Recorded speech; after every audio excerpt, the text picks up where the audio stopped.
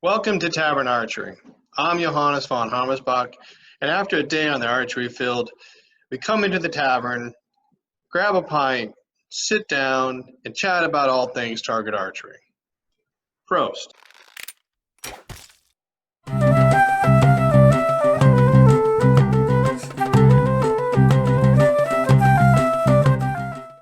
Right now, I'm sitting with Baron Colum Maxwell from the Kingdom of Atlantia, Deputy Earl Marshal for Target Archery. I'm your host, Johannes von Hammersbach. We were talking about muscle memory a few moments ago, particularly when we're shooting from the 20, 30, 40 yards, that being elevation. Can you spend a few minutes and provide how does the archer learn to adapt to hit the target consistently when shooting from the 20 to the 30 to the 40 or going back to the 20 after you've been shooting at the 40? Well, what you have to do is, once again, you need the same shot. And there's a habit of shooting 40-yard shots, say, different than we shoot 20-yard shots. And if you do that, especially if you're doing an event where you've got targets at 20, 30, 18, 37, 42, you need to make sure that you're doing the same shot. And the only thing that changes on a shot is how much you elevate your bow. If you can shoot what in medieval times they called shooting a length and shooting a line is left and right, and it never changes. Left and right, you always are aimed at the center, and you'll hit the center whether you're shooting at 3 yards or 300 yards. It'll go along that line, and that's what you're trying to do with your consistency. And then the only question about aiming is how high up you elevate your bow arm in order to hit the target at whatever distance it's at. I've been asked once again to do a short video for our beginning archers on a method of aiming, sort of, that you see a lot of people doing, and it can be very effective. We're not allowed to put sights on our bow in the SCA, so you can't put a pin on it, which used to actually be pretty common back in the 40s and 50s. Most of the stuff you see on compounds were on regular bows way back when. But we're not allowed to do that. So one of the ways that you can do, if you're doing what we call gap shooting, which means that the arrow tip is on, above, or below the target that you're trying to hit, the center of the target. At 20 yards, you're usually below. At further out, you're on. The arrow tip and the arrow target and the target are about the same. And farther than that, of course, you're raising higher. At 100 yards, you're raising really high. Now the question is how do you know how high or how low to put the arrow tip below the center of the target? And what people will do is they put on their bow, some of them, will put on what they call range marks. And that can be a very good way to do something, because especially if you have several different bows that have different poundages or they shoot a little different, you can really dial in your exact aim points for each distance. And then if you've got one for 30 and you've got one for 40 and you're shooting 35, you put it halfway between, and guess what? You'll probably be pretty much there. And we call them range marks. And if you look at a bow and you see, here's my shelf, and this doesn't have range marks. But at 20 yards, I would be aiming below the center of the target. So what I do is I figure out where on my bow the center of the target sits when that arrow is below the target. And I either use a Sharpie, or I use a real small piece of tape, or something that leaves a line on the shooting side of the bow. And now I know with that range mark on there, at 20 yards, if I put that line on the center of the target, I should be pretty much on the center. And let's say it'll be high, so let's say it's up here, because that'll lower the bottom of the bow, the shelf of the bow. Put it high. So at 30 yards, I do the same thing, and I find out I need a line here. And at 40 yards, maybe I need a line here. And you can do that anywhere that you need to be shooting on or below the target. And that'll dial you in there and be much faster. I've seen people use range marks, and some of them are pretty impressive shots. But it makes it easier. Now, what do you do if you're shooting 100 yards? Well, you need a range mark way down here. And you could do that. You could put range marks underneath. Don't think I've ever seen anybody do it, but I'm sure there's someone is doing it and doing it successfully. What I do is when I'm holding the bow, I have various things I can look at. So if I'm shooting 100 yards, if the tip of the target is right about here on my forearm, I can aim at the target, raise it up to where this crosses the center of the target, and I'm going to pretty much be at 100 yards.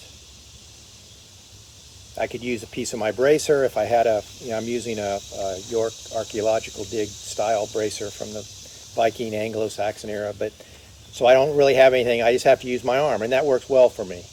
If I'm shooting, say, 40 yards, if this is the height of the center of the target, I'm pretty much going to hit it. At about 50 yards, I go to about here. So I have my own series of range marks that I use. But you can actually draw lines on your bow and put range marks on it. And especially for a beginning shooter, that can work very well. And I've seen them do, 20, 30, 40, and it works well for them. So if you're using gap or split vision shooting, they're an awesome way to shoot.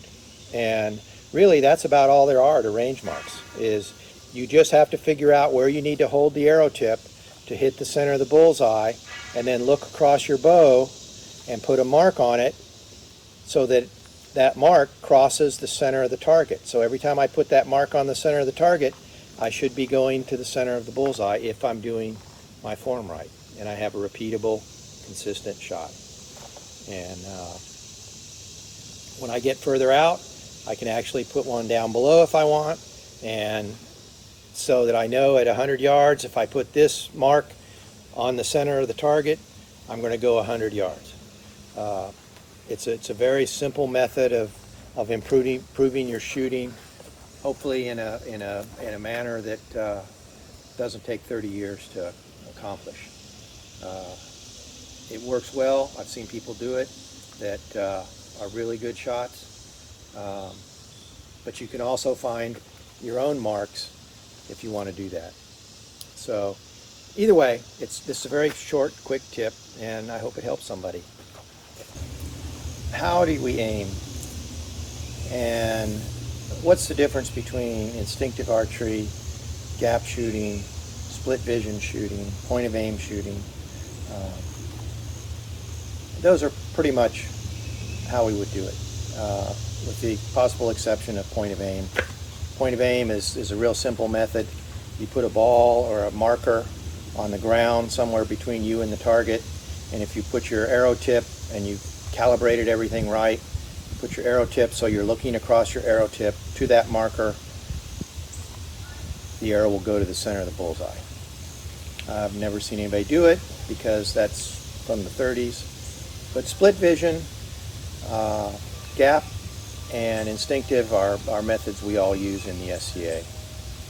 And a real simple distinction is instinctive shooting is putting your aiming into your subconscious so that you do it basically without thinking. When you raise the bow and shoot, it's going to go to where you want it to shoot, and you'll hit the center. Gap shooting is focusing on your arrow tip and looking at the center of the target you want to hit and putting that arrow tip somewhere on the target, below, on, or above the center, depending on the distance, so that you'll hit the center. Split vision, which is what I do, is focusing on the center of the target that I want to hit and seeing my arrow shaft, the tip of my arrow, in my peripheral vision. And what that does for me is, if I do strictly gap at say 20 yards, I have to put the arrow tip about 3 to 4 feet, somewhere around there, underneath the center of what I want to shoot. If I do split vision, I put it about 12 inches below what I want to shoot. And that's what it looks like to me. At 30 yards, at split vision for me, I put it on the center and I'll pretty much hit the center. At 40 yards, 2 or 3 inches above, and I'll hit the center. Instinctive archery, you would subconsciously just know where to do that and make it happen. Now, as a beginner, what should you do?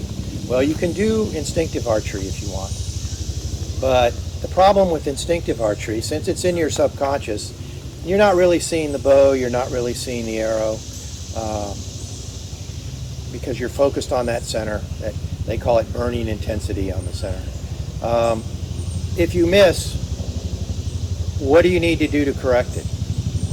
Yeah, if you miss high, you can say, well, I need to aim a little lower, I need to think about shooting a little lower, and eventually you can come around to some kind of competency.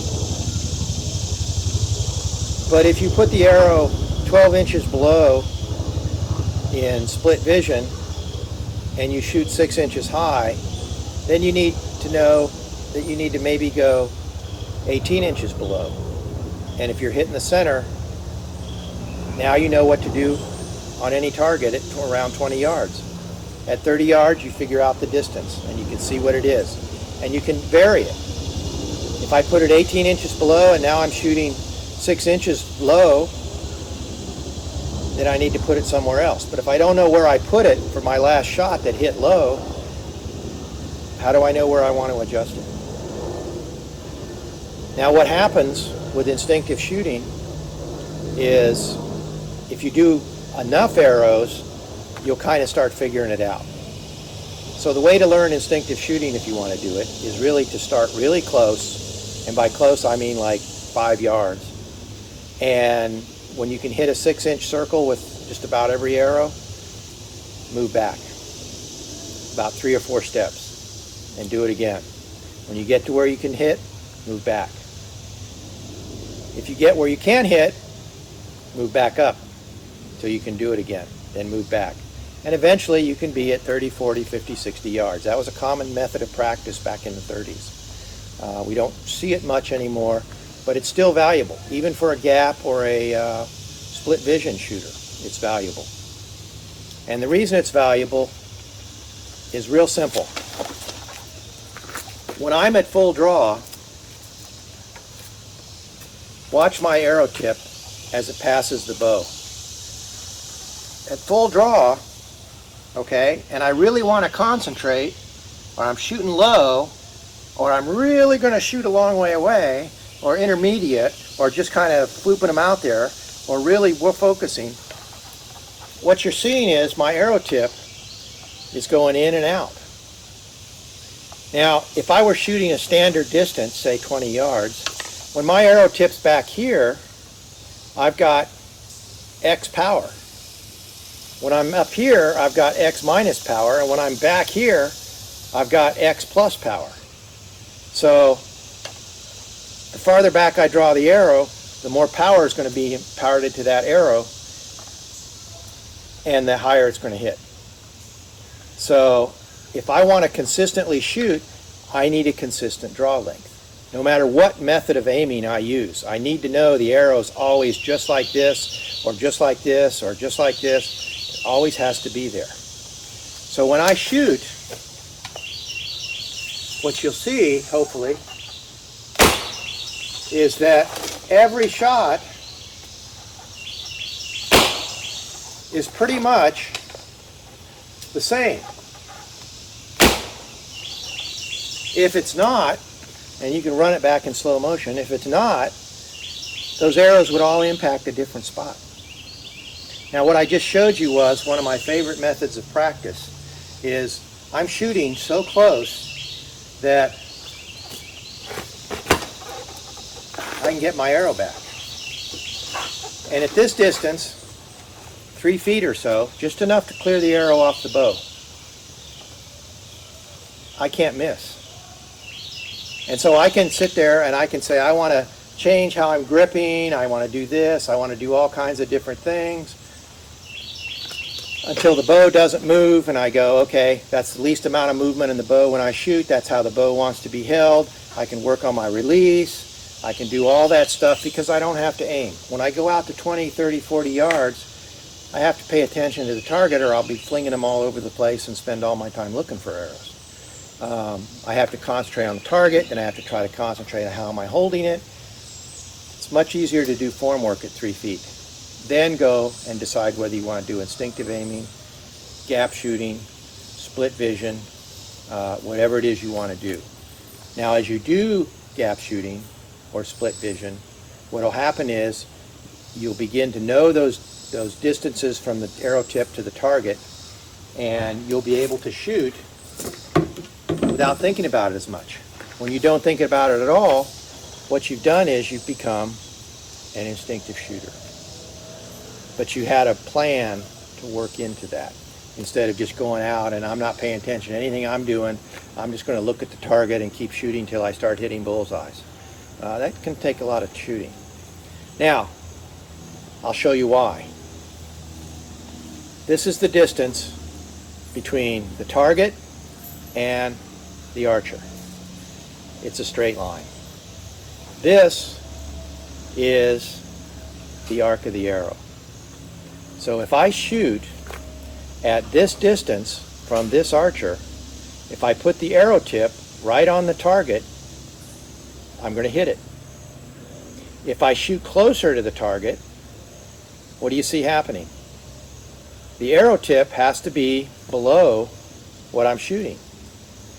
And it's not till I'm way back here that I can actually put the arrow tip on the target and hit what I'm shooting at. Anywhere in there, I have to elevate, and you can watch the back end, my arrow here, elevating as I move back. Once I get beyond this point, I have to elevate higher. If I'm shooting, a clout, I may be way up here to get that smooth arc. So gap shooting, I'm focused on the arrow tip where the ruler is, and at 30 yards for me, I'm going to hit the center, assuming I do everything else right. At 20 yards, I'm going to be what would be about 12 inches below the target. At 40 yards, I'm going to be a couple inches above. That's the way it works out for me. It won't work out that way for you probably, but you can put your arrow tip on a spot above or below the target, depending on how far out you are. Shoot 3 or 4 arrows, see where your group is, move your spot, and shoot again. When you think about aiming, there is really only one component to aiming. Form should take care of left and right. If I'm shooting at 3 feet or 300 yards, left and right is the same. So I need to use my form to shoot straight. Once I get that down, the only thing left is what they called in England in the warbow period, shooting a length. I need to know that at that distance, I need to have my arrow tip, wherever it is, in order to hit the center. And gap shooting and split vision shooting give you a really good way to do that. Instinctive shooting, it can be done. You have to spend a lot more time practicing, unless you just have a natural talent, and some people do, in order to get them in the center all the time. But as you become more adept at gap, and you become more adept at split vision, it eventually moves into your subconscious. If I'm shooting a speed round, I don't stop to aim. I put the bow up to where it belongs, and then I pull back, and if I've kept my form straight, it's going to go somewhere near the center. If I didn't keep my form straight, it could go anywhere, just as what I showed you. The fact that I've got a different draw length than I had with my last arrow, therefore it's not going to impact the same spot. But if I get that draw length down and I get that form down, eventually I'll be shooting pretty much instinctive. So this is kind of just a quick down and dirty. The main thing is you need a consistent, repeatable form for whatever method you decide to shoot with. Instinctive can work, takes a lot of effort. Gap shooting can work, it takes effort. Not quite as much perhaps, because once you can shoot a group, you just move that group around on the target till you're hitting the center. And split vision is just a variation of gap shooting. I find it works better for me because my gaps are smaller.